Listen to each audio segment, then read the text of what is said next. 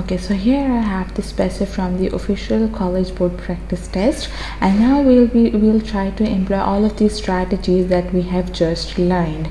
So as mentioned in these strategies, we would look at the questions before reading the passage so that we may have an idea of where to focus in the passage while reading it. Okay, so here are the questions. Okay, the first question is about that which choice best summarizes the passage. That means it is a main idea question, and we would need to read the whole passage for solving this question, so we'll leave it for the last. Okay, the next question is the main purpose of the opening sentence of the passage is. Okay, so we would need to focus on the opening passage and figure out its purpose. Okay, so let me just mark that out. The third question is, during the course of the first paragraph, the narrator's focus shifts from. So I would need to focus on the first paragraph as a whole and see how the focus of the author shifts from one topic to another. So I'll just write that out so that I could remember that I need to focus on the shifts that are happening in the first paragraph, so that I could answer the question right away. The fourth question is, the references to shade darkness at the end of the first paragraph mainly have which effects? Okay, so I feel like that the first paragraph is really important because many of the questions are from this paragraph. So maybe I might end up reading this paragraph twice so that I could get a better idea of what it is all about. Okay, so where is it? Here is shade and here is darkness. Okay, now fifth question is, the passage indicates that Edward Crimsworth's behavior was mainly caused by. Okay, so I would need to focus on the Edward Crimsworth behavior. There's nothing that I could mark in the passage for this question, therefore I just leave it as it is. The sixth question is, the passage indicates that when the narrator begins working for Edward Crimsworth, he viewed Crimsworth as. Okay, so we would need to see perspective of Edward Crimsworth in the eyes of the narrator. Okay, which choice provides the best evidence for the answer to the previous question? So I'll just mark that out, the lines that have been referenced in these options. You should also try to do this so that you won't have to flip pages back and forth and waste your time in finding those lines mentioned. Okay, so I'm done marking all the lines that have been mentioned in this question, and they have been marked in pink. The eighth question is, at the end of the second paragraph, the comparison of abstract qualities to a lynx and a snake mainly have the effect of. Okay, so I would need to focus on the end of the second paragraph. Okay, so I'm done marking these question as well. So now let's move on to the actual reading of the passage. So I'll just begin to skim through the passage. If it is possible, I'll also try to answer the questions as well. Okay, so the most important part of the passage is this blurb right over here. So I'll just read that first. It says that the passage is from Charlotte Bronte, the Professor, originally published in 1857. No man likes to acknowledge that he has made a mistake in the choice of his profession, and every man worthy of the name will row along against wind and tide before he allows himself to cry out, "I am baffled," and submits to be floated passively back to the land. For the first week of my residence in X, I felt my occupation irksome. The thing itself, the work of copying and translating business letters, was a dry and tedious task enough. But had that been all, I should long have borne with the nuisance. I am not of an impatient nature, and influenced by the double desire of getting my living and justifying to myself and others the resolution I had taken to become a tradesman. Okay, so I feel like I'm able to solve the question which asks the purpose of the first line right over here. However, if you don't feel like that you can answer this question, you may continue to read that and answer this in the end, but I feel like that I can answer that right now. Let's move on to the question number 2, which asks us the main purpose of the opening sentence of the passage. Let's read the answer choices and see if we could eliminate some of them. The option A says, establish the narrator's perspective on a controversy. Okay, so the first sentence wasn't particularly a perspective on something, and there hasn't been any mention of controversy up till now. So I feel like that This is not the right answer. I'll just eliminate it. The second one says provide context useful in understanding the narrator's emotional state. Okay, so I couldn't find any word or any concept that contradicts what I have read by now. However, I'll just mark it off and see whether other of the other answer choices can be eliminated or not. Option C says offer a symbolic representation of Edward Crimsworth's plight. So I haven't reached the point where he has mentioned Edward Crimsworth, but I don't feel like there has been a mention of a second person in this in the example that in the first sentence. Let's look at option D. Contrast the narrator's good intentions with his malicious conduct.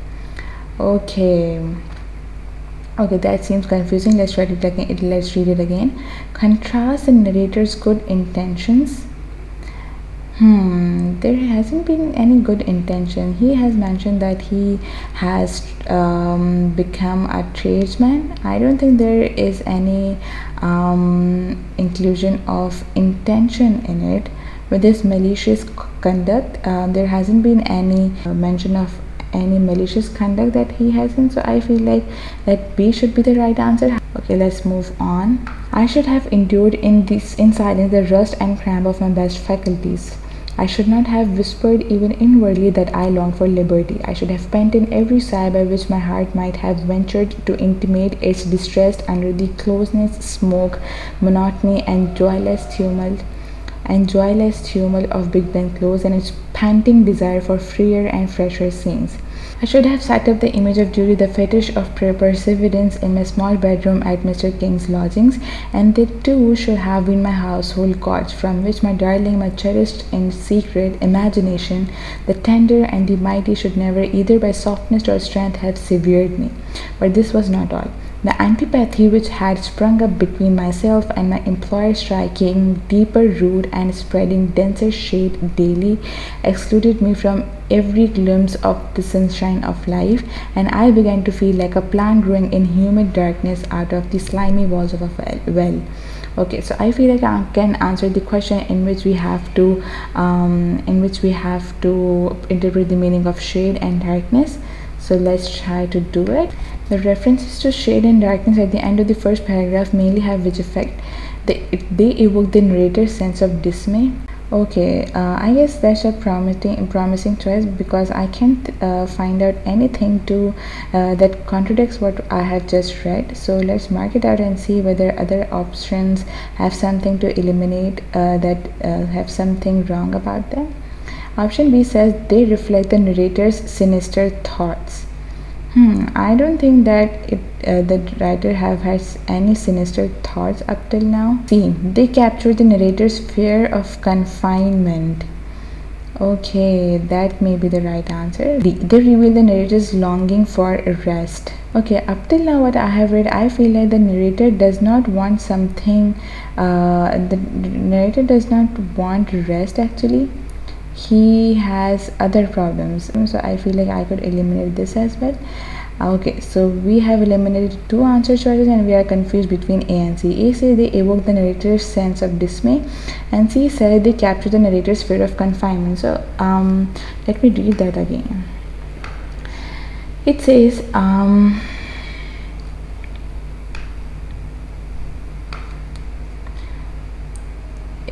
the antipathy which had sprung up between myself and my employer is striking deeper root and spreading denser shade daily, excluded me from every glimpse of the sunshine of life, and I began to feel like a plant growing in human darkness out of the slimy walls of a well.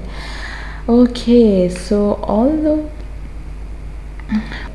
the narrator has mentioned his fear of mentioned his confinement and things like that, but in this particular context where he has mentioned these two words, he hasn't he has actually mentioned his sense of dismay and not his fear of confinement.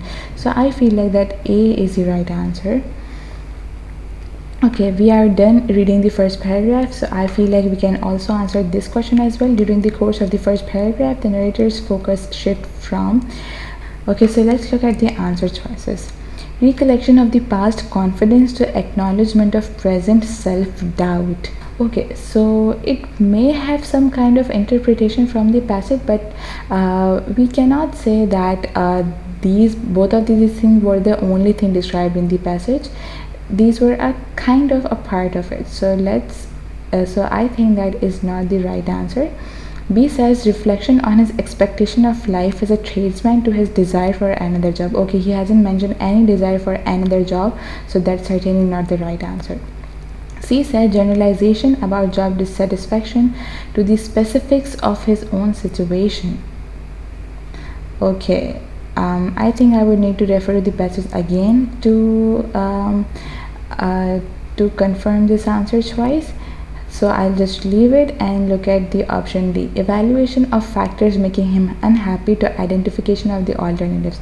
Okay, so he has kind of mentioned things that has made him unhappy, but he has not identified any kind of alternatives to it. So this is certainly not the answer. So I am able to eliminate three answer choices. So certainly the C would be the correct answer, although I'm not sure about it, but I was able to eliminate these three answer choices. So C is certainly the right answer. Okay, so let's move on to paragraph number 2. Okay, so paragraph number 2 says antipathy is the only word which can express the feeling Edward Crimsworth had for me. Okay, now we are seeing what the Edward Crimsworth had felt about the narrator. A feeling in a great measure involuntary, and which was liable to be excited by every the most trifling movement, look, or word of mine. My southern accent annoyed him. The degree of education evinced in my language irritated him. My punctuality, industry, and accuracy fixed his dislike and gave it the high flavor and poignant relish of envy. He feared that I too should one day make a successful tradesman. Had I been anything inferior to him, he would not have hated me so thoroughly. But I knew all that he knew, and what was worse, he suspected that I kept the padlock of silence on mental wealth in which he was no sharer. If he could have once placed me in a ridiculous or mortifying position, he would have forgiven me much. And I was guarded by three faculties: caution, tact, observation, and prowling and prying as was Edward's malignity. It could never baffle the lynx eyes of these, my natural sentinels. Day by day his malice watched my tact, hoping it would sleep, and prepared to steal snake-like on its slumber. But tact, if it be genuine, never sleeps.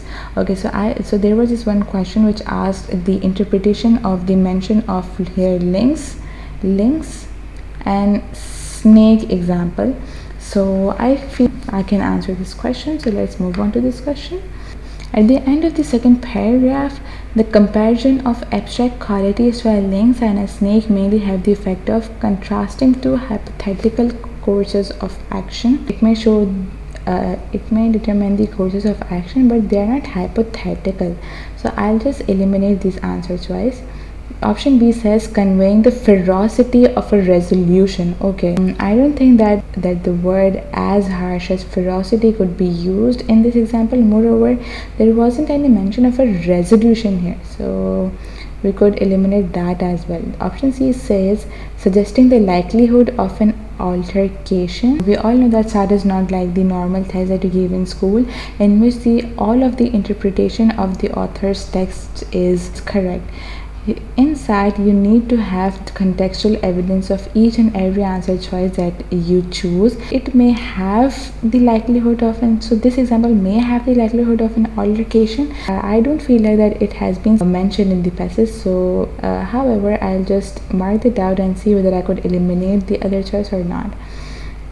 Option D says illustrating the nature of an adversarial relationship. Okay, so it illustrates the nature of an adversarial relationship. Okay, so there's a relationship that is adversarial and it determines its nature. So I feel like that D is the correct answer. Okay, let's move on. I had received my first quarter's wages and was returning to my lodgings, possessed heart and soul with the pleasant feeling that the master who had paid me grudged every penny of that hard-earned pittance. I had long ceased to regard Mr. Crimsworth as my brother. He was hard-grinding master. He wished to be an inexorable tyrant, that was all. thoughts, not varied but strong, occupied my mind. Two voices spoke within me. Again and again, they uttered the same monotonous phrases. One said, "William, your life is intolerable." The other, "What can you do to alter it?"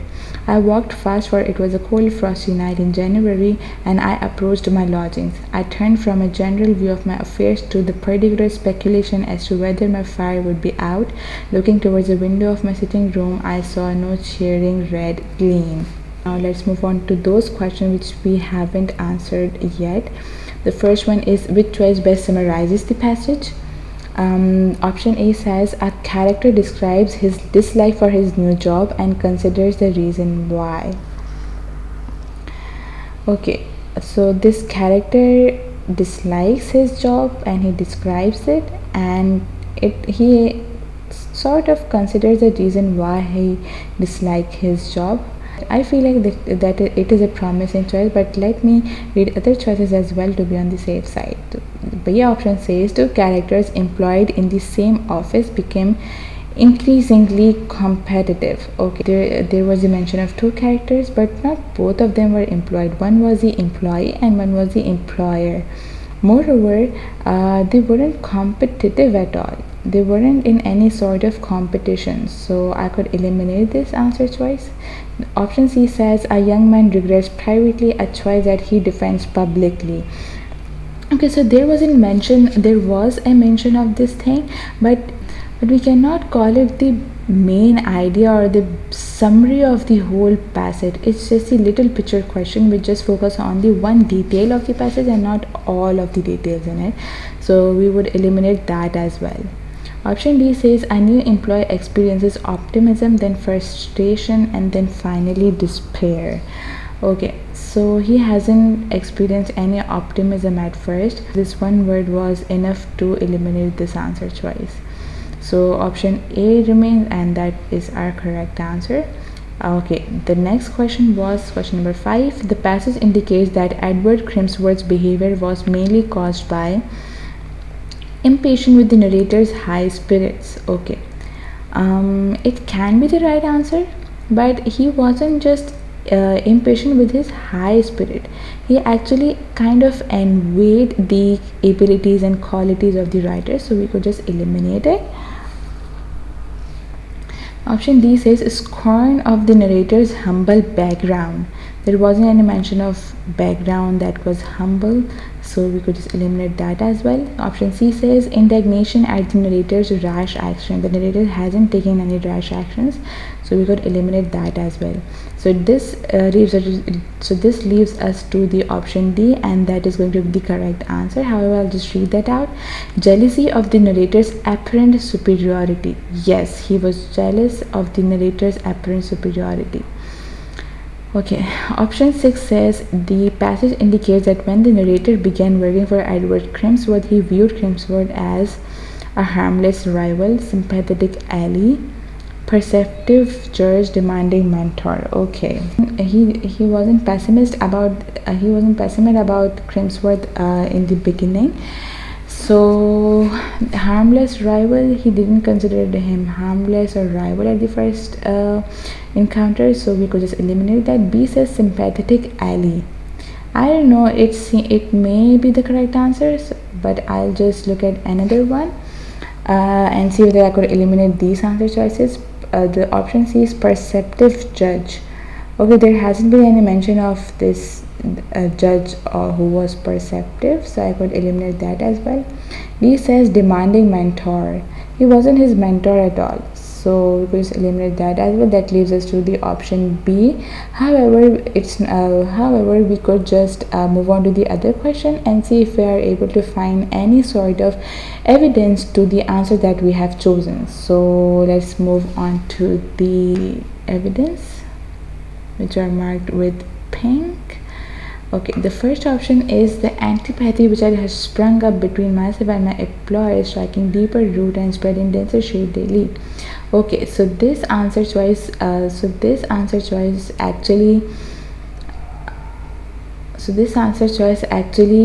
displays the relationship between both of them and not what we have been asked in the question. The second answer choice is my southern accent annoyed him. The degree of education evinced in my language irritated him. So this was the perception about the narrator in the eyes of Edward Crimsworth and not the other way around. We would eliminate that as well. Option 3 is day by day did his malice watched my tide, hoping it would sleep and prepared to steal snake-like on its slumber. Okay, it doesn't mention what the author thought about him before, so we'll just eliminate that as well. We are able to eliminate 3 answer choices. That means the fourth one will be the correct answer. However, just we can have a look at it. Option D says, I had long ceased to regard Mr. Crimsworth as my brother. That's exactly what we wanted. That means that he considered Mr. Crimsworth as his brother before, and now he has ceased to regard him like that. The word sympathetic ally can be the right answer. And for this question, this will be the right answer. So we are left with just 2 questions. Question number 9 says, the passage indicates that after a long day of work, the narrator sometimes found his living quarters to be... Okay, so our first option is treacherous. I feel like it doesn't quite suit, it doesn't have the same kind of connotation and tone that has been used in the passage, so I'll just eliminate that as well as eliminate that. Option C says predictable. Okay, there wasn't any mention that he predicts what he might feel at the end of the day, so we'll just eliminate that as well. Option D says intolerable, so it has way too negative connotation that as compared to the tone used in this, so we'll just eliminate that as well. That leaves us to option B, and that's the correct answer. Okay, so which choice provides the best evidence for the answer to the previous question? Okay, so I feel like he has mentioned what he feels after a long day at work by the end of the passage. So however, I feel like the answer would be towards the end of the passage, but to be on the safe side, I'll look at all of the answer choices. The first one, okay, so this says what the author feels, but there isn't any mention of whether he feels the same, whether he feels after his work or during his work. So I won't just eliminate it right now. I will look at another answer choices and see if I'm able to figure out the correct answer choice. Option B is, I should have set up the image of duty, the fetish of perseverance, in my small bedroom at Mr. King's lodging. Okay, so this says that he has a small bedroom, but this answer choice doesn't actually explain what the author feels like, so I'll just eliminate the option B. Option C is right here.